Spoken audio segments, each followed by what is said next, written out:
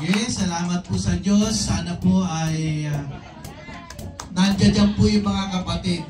Sila po yung mga nauna nating mga kapatid sa lokal. Kung pwede po kayo makahingi ng advice sa ating mga officers, mga group servant.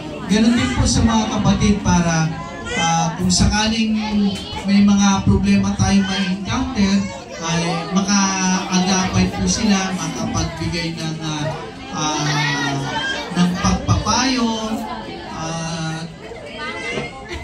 para lalo na po kung hindi naman natin kayang desisyonan, may conflict doon sa gagawin po natin, kasi mas maganda po kung sasanggunin muna tayo sa mga servant, sa mga opisyalis para mag-guide po kayo.